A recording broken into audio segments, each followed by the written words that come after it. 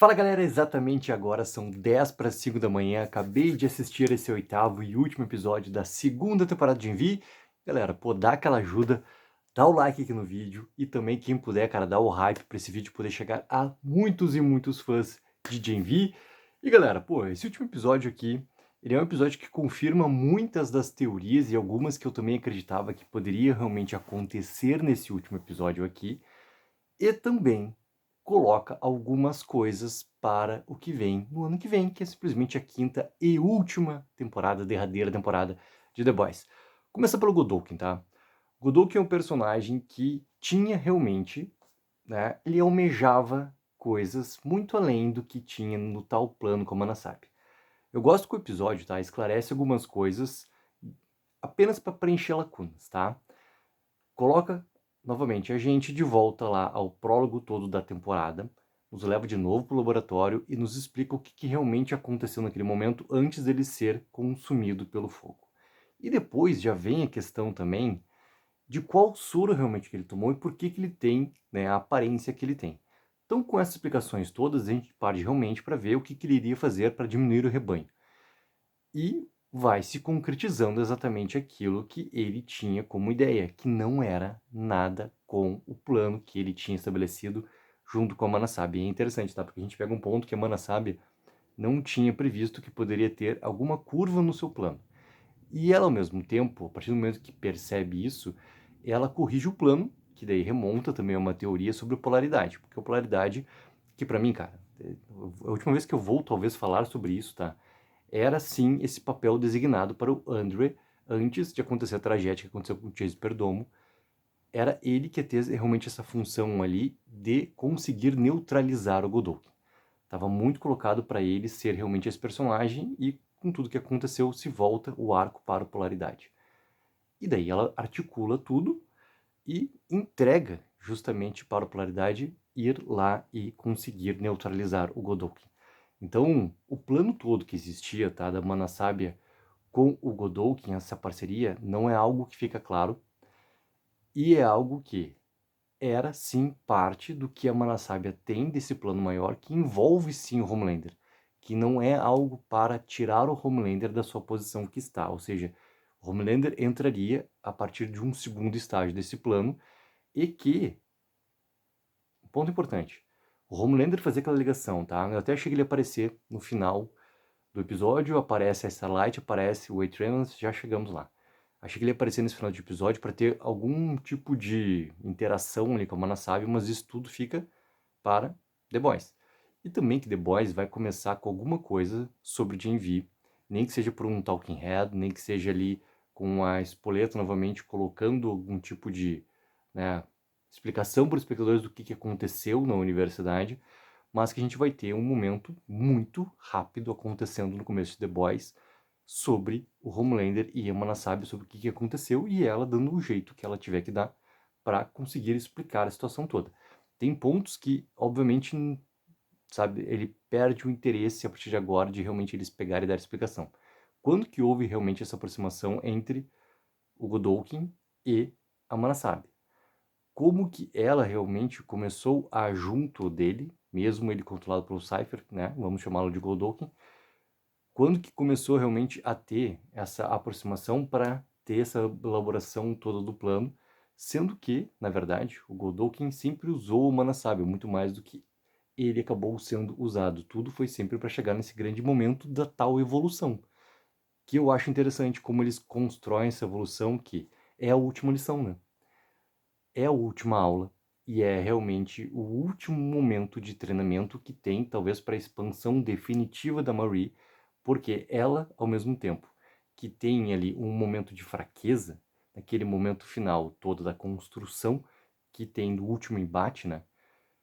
No momento de fraqueza, acontece algo que eu achei muito corajoso se eles seguissem, tá? Se mantivessem a Marie realmente entrando nesse lado negro da força e ela sendo controlada pelo Godolkin e a gente tivesse também um potencial perigo com a Marie sendo controlada, e daí, obviamente, né, as peças teriam que se mover completamente diferentes a partir dali. Mas, ao mesmo tempo, mesmo que foi breve esse momento, tá, eu achei interessante ver que o Godolkin conseguiu achar uma chave para se conectar com a Marie. E isso indicava também que ele poderia achar uma chave semelhante para conseguir se conectar com o Homelander. Então imagina o que poderia acontecer caso o Godolkin assumisse o controle do Homelander e tivesse ao mesmo tempo o controle da Marie. Nada, nem ninguém poderia simplesmente ficar contra o Godolkin nessa posição, e daí ele iria não fazer isso apenas com supers, né? De diminuir o rebanho e fazer toda a sua construção desse, né, mundo superior todo, e eles andariam como deuses na Terra, aquela coisa toda. Mas ele faria isso com a humanidade por completo. Basicamente isso que iria acontecer. Então eu gosto que por um breve momento a gente tem, né, aquele indicativo de como poderia ser, tá? E é óbvio, cara, que quando chega a polaridade, isso tudo se desconstrói, porque a função dele realmente é essa, é a neutralização. E com neutralização a gente tem daí claramente, para mim, que essa parte de última lição, essa parte de evolução, a Marie pegar e acabar com o Godolkin da forma como ela acaba, né? Então, assim, algo que eu imaginava antes, tá, de assistir esse último episódio era realmente que o Godolkin não ia passar desse último episódio aqui. Que o Polaridade realmente teria essa grande participação e tudo levaria a crer que essas peças todas desse grande antagonismo colocado aqui, eles não seriam levados dessa forma para The Boys. Por causa do nosso querido Homelander. E realmente é o que se constrói, ou seja, vai ficar muito mais essas indagações todas jogadas para Manassábia e também essa ideia do que poderia ser esse grande plano todo que ela estava em construção junto com o Godolkin para colocar tudo isso, né, num segundo estágio para o Homelander. Isso não adianta, cara. É algo que a gente vai teorizar, inclusive depois vou fazer um outro vídeo com o que pode acontecer nesse final de The Boys que a gente vai ter no ano que vem ali, para a gente poder teorizar esses elementos também. Tô muito curioso, obviamente, para saber também sobre as entrevistas que vão ser liberadas a partir de agora, né? Porque a partir do momento que o episódio sai nos Estados Unidos, as entrevistas começam a pipocar, né, nos portais americanos, a galera que cobre não só, né, a cultura pop em geral, como os grandes portais e tudo mais, mas também a galera especializada em cultura pop. Então, muitas entrevistas vão começar a rolar a partir de agora e muita coisa também, porque vai ser direcionado para The Boys, porque a partir de agora tudo é The Boys. Tudo realmente é The Boys. Porque a maneira como, tá?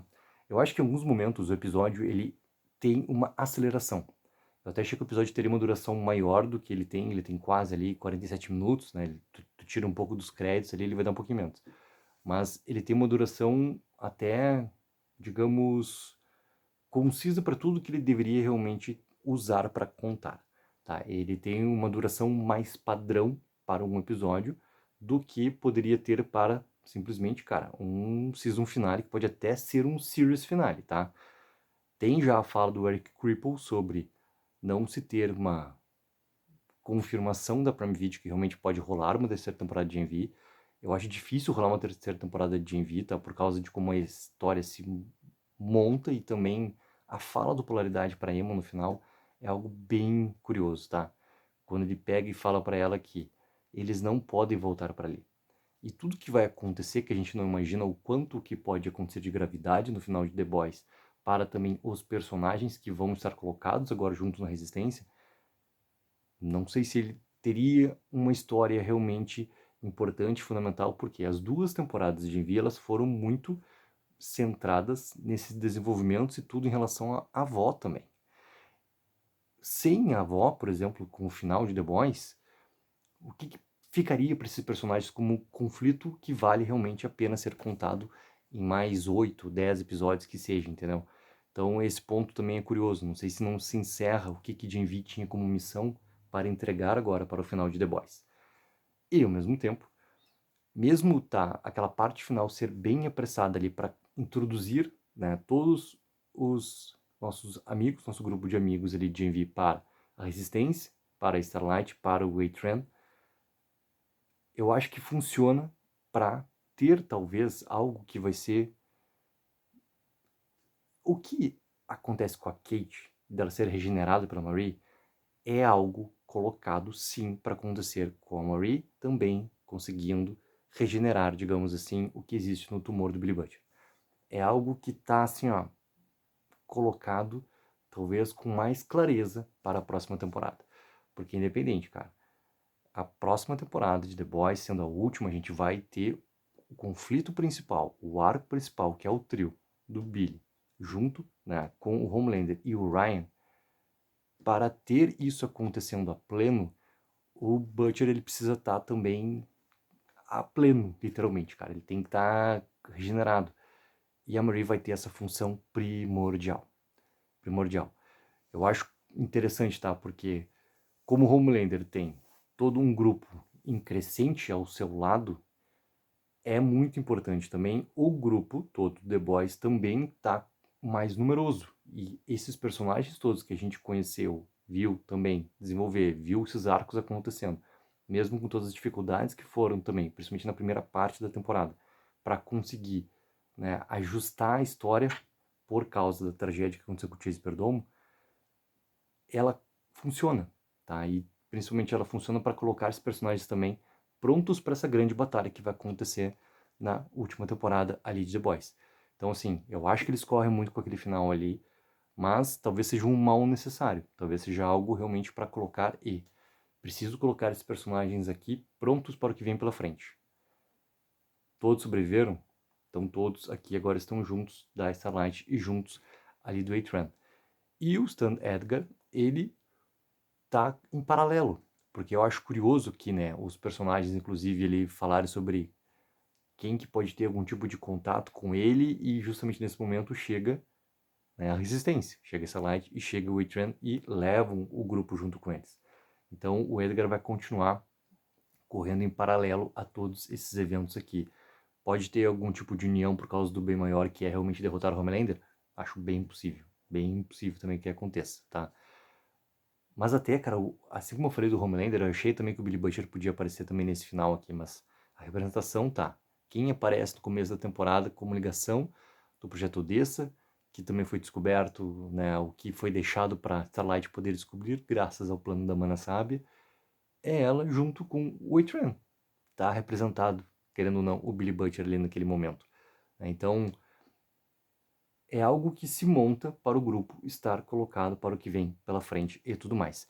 É óbvio que um ou outro personagem teve mais desenvolvimento, inclusive nesse momento final aqui, inclusive de importância, entendeu? A gente tem um pouco mais de aproximação novamente do Sam e da Emma, a gente tem, né, toda a parte do confronto todo, da última lição, digamos, a última aula que o Godot quer dar. Pô, gosto muito, gosto da brincadeira dos fantoches, entendeu? Das marionetes ali. Gosto de como também o plano ele vai realmente acontecendo do Godot até o certo ponto.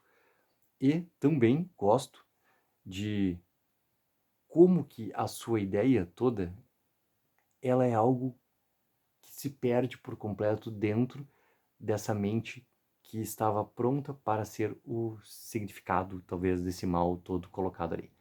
Então, é um final, cara, bastante importante, principalmente para colocar os eventos todos para o que vem pela frente.